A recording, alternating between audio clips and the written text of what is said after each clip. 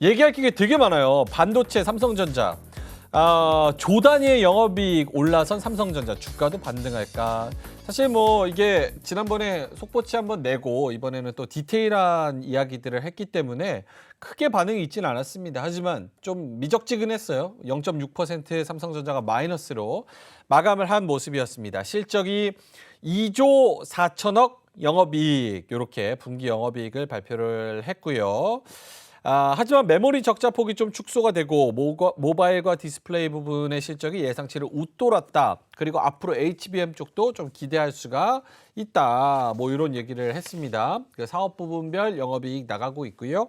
반도체 부분의 실적 추이도 작년 3분기부터 올해 3분기까지 이렇게 쭉 나오고 있죠. 적자 폭이 줄어드는 거, 이거 좀 플러스를 줄 수 있을 것 같고요. 턴어라운드를 하지만 턴어라운드의 속도 자체는 그렇게 빠르지 않다. 하지만 HBM 쪽은 기대해 볼 수 있다. 이렇게 정리를 할 수 있을 것 같습니다. 자, 그러면 오늘 반도체 관련주 다 소부장까지 아작났습니다. 마이너스 뭐 8%, 10% 뭐 이렇게 아작났는데 요거 한번 여쭤볼게요. 삼성전자 반도체 관련주, 지금 반도체 관련주는 무조건 영순이다라고 생각하시면 O, 아니다, 다른 게 더 좋은 게 있다라고 생각하시면 X. 괜찮나요? 반도체 관련주가 지금 전반적인 시장으로서는 탑이다. O, 아니다, 다른 거 먹거리 또 있다. X. 하나, 둘, 셋 들어주시죠. 서로 눈치 보면서 드시네요. 오, 알겠습니다. 결국은 지금 뭐 믿을 만한 거는 반도체밖에 없다라는 쪽인 것 같은데, 저도 좀 질문이 있으니까 일단 두 분 의견 들어볼게요. 민재기 팀장님부터 왜 오를 들어주셨는지.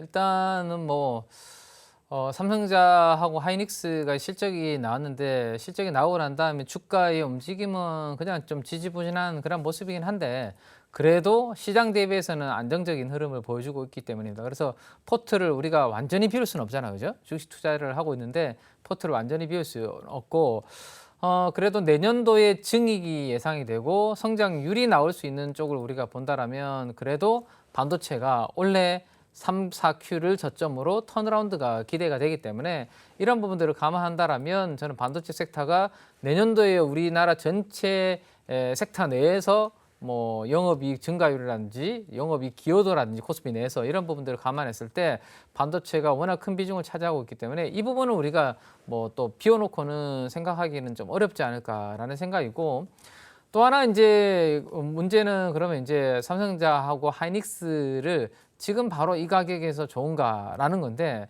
제가 이제 항상 말씀드렸던 부분은 좋긴 좋은데 HBM과 DDR5가 좋은 거지, 그쵸. 전체 범용 레거시 반도체 쪽은 아직까지 별로 사이클이 그렇게 좋은 상황은 아니다라는 말씀을 드렸습니다. 그죠? 그래서 되도록이면 삼성전자와 하이닉스는 싸게 사야 된다라는 말씀드렸고, 뭐 최근에 하이닉스 같은 경우는 52주 신고가를 돌파했다가 다시 지금 조금 밀리고 있는 그런 모습을 보여주고 있습니다. 그래서 저는 관점을 그렇게 가지고 있습니다. 반도체도 좋은데 시장이 영향으로 만약에 밀려준다라면 그러한 밀리는 구간을 노려서 좀 사야지, 주가가 올라갈 때 추격하는 그 정도의 지금 시장이 강세장은 아니다라는 것을 머릿속에 일단은 염두를 해두시는 게 좋을 것 같고, 그러면 오늘 삼성전자가 이제 컨퍼런스 콜 이후에 사실 주가가 견조하다가 막판에 음봉으로 밀려버렸는데요. 그렇죠. 네, 왜 그렇게 밀렸는지에 대해서 잠깐 한번 말씀을 좀 드리면 요 내용인데요. 내년도에 HBM3 물량 고객사와 공급 합의를 마쳤다라는 발표를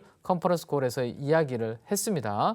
HBM3에 대해서 공급 역량을 업계 최고로 하기 위해서 올해 대비 2.5배 이상을 확보할 계획이다. 그러면 긍정적인 내용이잖아요, 사실. 그리고 하이닉스 대비해서 연초 이후에 주가 수익률을 이렇게 비교해서 그려보면 하이닉스가 삼성전자보다는 월등히 수익률이 앞서 나가고 있는 이유가 바로 이 HBM이라는 고대역폭 메모리를 하이닉스는 했는데 삼성전자는 아직 뭐 고객사를 확보하지 못한, 이게 이제 디스카운트 요인이었다면, 이걸 하고 있고 공급 합의를 마쳤다면 사실 주가는 좀 강하게 움직여줬어야 되는데 안 움직인 부분은 저는 두 가지 요인이 있지 않나라는 생각입니다. 일단 첫 번째는 시장에서 못 믿는다. 네, 요거는 뭐 삼성전자 사실 뭐 관계자분들한테는 죄송스럽긴 한데, 지난번에도 삼성전자는 잘 되고 있다고 했지만 엔비디아는 아직까지 뭐 그런 전혀 코멘트 안 해주고 있습니다. 그래서 엔비디아한테 오히려 저는 그 코멘트를 들어야 되지 않을까 싶어요.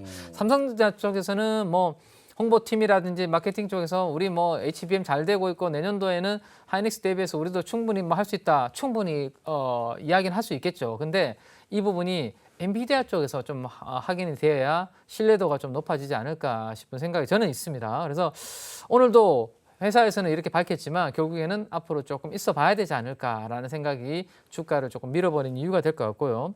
그다음 또 하나는 결국에는 외국인입니다. 제가 삼성전자 이야기 여기 우리 방송에서 이야기할 때마다 삼성전자의 주가는 결국에는 외국인들이 들어와줘야 된다라는 이야기를 계속 드렸죠. 네. 근데 최근에 보시면 뭐 외국인들이 수급도 달러도 좀 강한 편이고 우리나라 원화도 1,350원대에서 계속 머무르면서 원화가 그렇게 좋은 방향성이 아니죠. 그래서 외국인들이 10월 달 들어서 3조 정도를 팔았습니다. 3조 정도 중에서 약 2조 이상이 IT 쪽입니다. 매도가 반도체를 포함한. 그러면 결국에는 외국인들이 이렇게 주춤하고 있는 상황에서 저 무거운 삼성전자가 갈 수 있을까? 항상 저는 이렇게 수급으로 이제 이야기를 해드렸는데 예. 오늘도 마찬가지로 좀 수급은 무거운 흐름이고 이 두 가지가 어느 정도 해소가 되었을 때 삼성전자는 좀 위로 올라갈 수 있는 부분이 있을 것 같고요. 이게 해소되지 않는다라면 당분간은 그러면 반도체 분위기를 봐가면서 퓨어한 SK 하이닉스를 한 11만 원 항상 말씀드리는 가격이 제가 지지가 한 11만 원 정도 있다고 말씀드렸고 좀 매수하려고 하는 사람들이 11만 원 정도의 대기를 많이 하고 있다는 말씀드렸는데 이번에 혹시라도 시장 때문에 하이닉스가 그렇게 좀 흔들려 준다라면 오히려 뭐 하이닉스를 퓨어한 반도체로는 11만 원 부분까지 밀려준다라면 그때 한번 노려보는 전략 정도 그렇게 한번 말씀을 드릴 수 있을 것 같네요. 알겠습니다. 삼성전자 컨코를 들어보자니 다른 레거시 반도체들은 그냥 지지부진하다. 하지만 HBM 쪽은 좀 기대를 많이 하는 것 같으니까 오히려 퓨어하게 하이닉스 쪽으로 좀 바라보면 어떨까? 그리고 전반적인 매크로 환경이 좋아져야 반도체가 같이 갈 수 있다. 이렇게 말씀을 해주셨고요. 이상은 비서님은 같이 5를 들어주셨어요. 결국 포트폴리오의 영순위는 반도체밖에 없다. 지금으로서는. 근데 오늘 반도체 소부장 아작난 거는 왜 그렇습니까? 네, 그게 중요하죠. 그래서 한미반도체가 오늘 약 한 8% 하락했는데 한미반도체 오늘 하락폭이 큰 게 조금 안 좋았다라고 제가 말씀을 드리는데 최근에 흐름 보시면은 60일선은 굉장히 중요해요. 그래서 60일선 추세선 굉장히 중요한데 60일선이 깨졌었다가도 바로 회복하는 그런 매수세가 들어왔었는데 그러니까 한미반도체가 60일선이 깨졌고 그러면은 매우 빨리 하루 이틀 만에도 역시 한미반도체야 대장주야 이런 소리가 들을 수 있게끔 그런 매수세가 필요하다. 그게 아니라고 하면은 정말 잘 나가던 그 HBM 중심의 종목군들도 한미 반도체 흐름을 살펴보면서 대응을 해야 될 정도로 중요하잖아요. 그러니까 굉장히 오늘 흐름은 좀 안타깝다라고 제가 말씀을 드릴게요. 그 이유를 또 말씀드리면은 이제 뭐 엔비디아가 이제 뭐 대중국 규제가 있기 전에 뭐 11월까지 좀 공급을 하려고 했는데 좀 이게 뭐 무산됐다는 그런 소식도 있었었고 그래서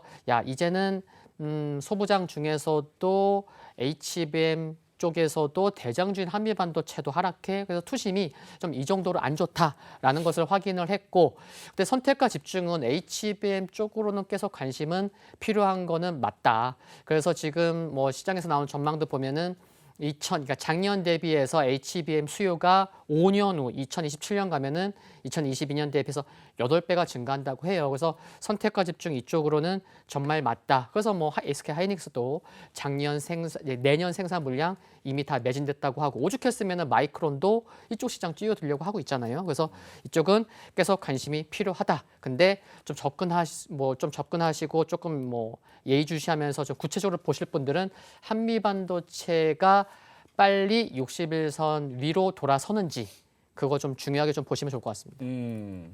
오늘 우리 시간 한 3-4시간 전에 그러니까 점심때쯤 오전에서 오후로 넘어갈 때쯤 월스트리트 저널에서 기사가 하나 나왔어요. 엔비디아가 중국의 HBM 오더 받은 거 AI 반도체 오더 받은 게 한 70조 원짜리를 미국의 수출 통제국 때문에 이거를 중국에다가 전달을 못할 수도 있다. 그래서 매출에 심각한 타격이 있을 수도 있다라는 그런 보도가 나왔었습니다.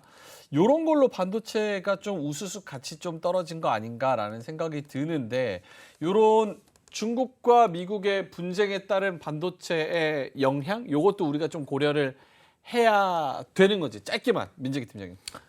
네, 뭐 그런 부분들은 센티적으로 저는 영향이 있다라고 생각이 되고 네. 11월 20일 그 주간이죠. 제 기억으로는 아마 22일이었던 것 같긴 한데요. 엔비디아 이제 실적이 나옵니다. 그죠? 그때 이제 중국과 관련된 규제와 관련된 이슈에 영향이 있는지 없는지 네. 그럴 때 이제 확인이 좀 되지 않을까 싶고 짧게만 하나 더 말씀드리면 미중 간에 우리 정상회담이 있다, 에이펙에서 있다고 이사님께서 말씀해 주셨는데 거기에서 서로 뭐 잘 된다라면 주고받는 부분이 있을 것 같아요. 미국의 국채를 매각하지 않는다라는 예. 조건에 그럼 반도체 좀 규제 풀어줄게. 이러한 부분들 국채를 매각하지 않아야지만 국채 수익률 상승하는 부분은 어느 정도 좀 막아줄 수 있는 그런 부분들이 생기겠죠, 그죠? 그렇죠. 네, 그런 부분들에 대해서 한번 지켜볼 필요는 있지 않을까 싶네요.